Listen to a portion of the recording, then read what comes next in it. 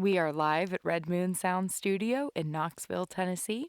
Our featured artist today is Parking Lot Funeral.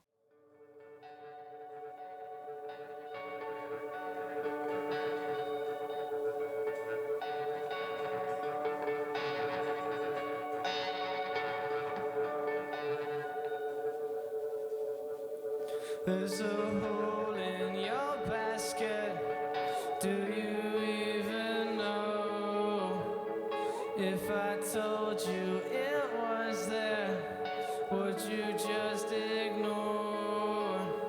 Sometimes when I go to bed, I turn off my phone.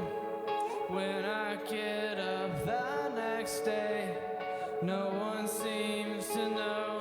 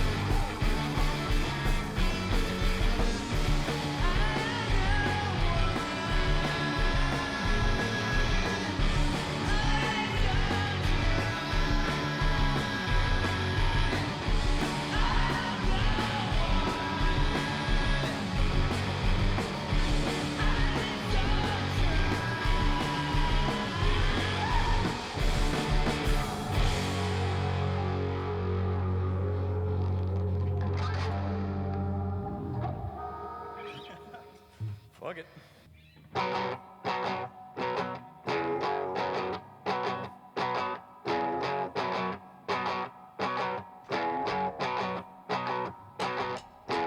I'm taking my own medication now. I'm better, but I still wake up in the morning and feel like I am dragging. I'm not just telling you how it is, it's how it's always been. So I'll just keep on saving face with you.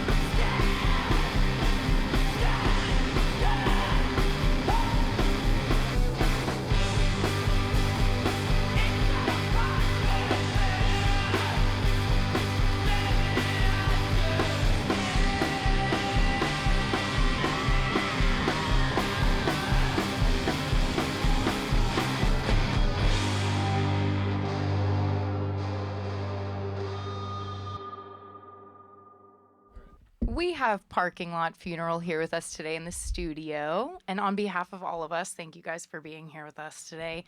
On a personal note, I'm a very big fan, so doubly thank you. So please introduce your band to us, Henry. Okie dokie. So to my left, you're right. This is Zach Miller. Hi. Zach. On my right, your left. This is Garrett Anderson. Garrett. And then the rhythm zone, we got Jake Grape Welch over there. Welch's Jam. And Graham. I can't think of your last name. I want to say Newport. That's how it. good I of always thought that was. friends. I just think of the cigarettes, and I'm like, that's not it. Graham Newport, everyone. That's just how good of friends you are. Yeah. That's all it is. That's what it is. First name basis. You don't really care. Yeah, it's just the first name stuff. So I read that, Henry, you formed the band. What was your original intention for kind of forming this group? To play live. Cool. That's Okay. about it. Really? Yeah. All the tracks on that are released are just me playing. So you wrote I everything? wrote everything. Yeah. Okay, cool. So you really just wanted to be able to do this live and Yeah. get your music out there. Correct. Okay, that's cool. Yeah. It's a little bit But more than just playing live. I've known these fellas here for a couple months. Yeah, it's a couple months now. Like a good, I don't know, 6, 7 years at this Wow, point. okay. Yeah. So 2022 was a huge year for release for you guys. It started with your EP of Thrills End, and then it moved to the Exit Holes, and then you just released a week and a half ago another album. That's a lot of songs, and then your singles in between all of that. How do you feel about releasing all of that music in such a short amount of time? Yeah, it's a lot of songs. It's hard to keep up with. A lot of but work.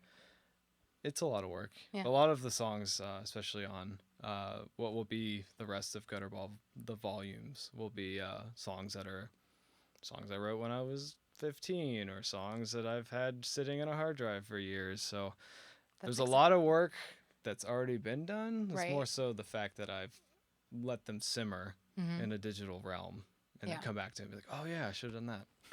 I absolutely adore the production. You were just talking about that. The production of Thrills End specifically was just like it blew me away. I absolutely love it because it's just so classically punk, but then there's also like this psychedelia there, psychedelia. There's a flair there of that.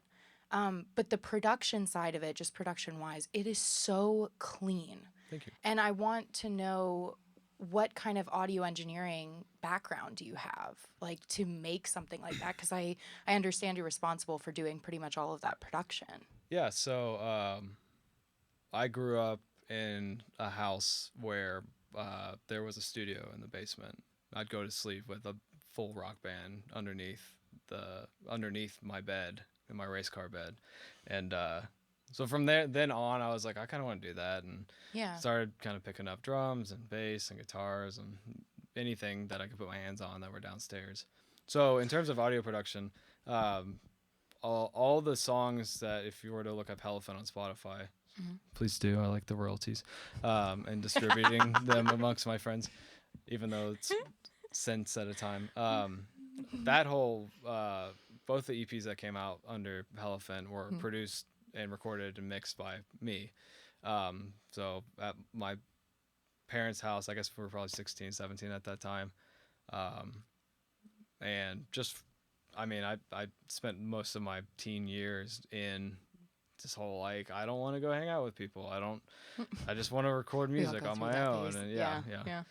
I can hear like a consistency to all of the different sounds that you've helped create. And I think that that's pretty natural, but I was curious if that's intentional, because sonically I do hear you. I hear a perpetual theme throughout all of the different things that you've helped create. Was that all intentional, or is that just kind of No. from the science of it? It's more of a. Some people have like a routine where it's like they come home from work or they come home from an event, they come home for something, and then they either just watch. I mean, I'm not saying this is a bad thing because I do it as well, but they come home and watch TV, they decompress, they do whatever they need to do. And my version of that is I come home and I play music, and I just happen to have a computer that's always set up with microphones, because that's just kind of help. If I don't have that set up, it's not happening. Right. So I would say, like, in terms of theme and like the watermark. The Uh, watermark. that's more so subconscious just existence of what I do. Is there anything that you love about Knoxville's music scene?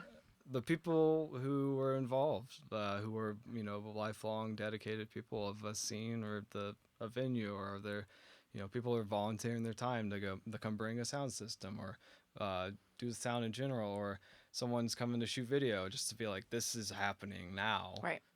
Capturing that. There's a lot of people really dedicated to Knoxville and the people in Knoxville, and a lot of times they don't necessarily get credit for it, and also sometimes they don't want the credit for it. They just want to be in a group, a community. They just want to be somebody somewhere. And those people are very important. I don't know. I have a hard time going out and seeing music just because I'm always working evenings doing live music. Then something that's not even related to like music we play. Right. Doing some like cover band at some wing place, or whatever. Which again, Party McFly. Party. Shout out. These inside jokes. That's No, You're gonna have to let me in. Oh. That's a cover band I Oh played my in. God. Which it slapped. Thank you very much. It really did though. That shit slapped. Yeah, I just played bass with the 3 other professional musicians, and like they had no place on the stage. Oh gosh. Playing 3-hour sets not fun, not my thing. No, it's But I tried exhausting. it. I don't know how That was a lot anybody of does it. songs. It's impressive. 55 songs? 55 Yeah. songs. You guys should be paid so much more than you are. Yeah, I don't think. Yeah. Let's start a union. Thank you guys for being here. We really appreciate it. You guys are great, adorable. We're so grateful that you guys have been here. Thank you. Thank you. Yeah. so much. See ya. Seriously, thank you. And that's a wrap.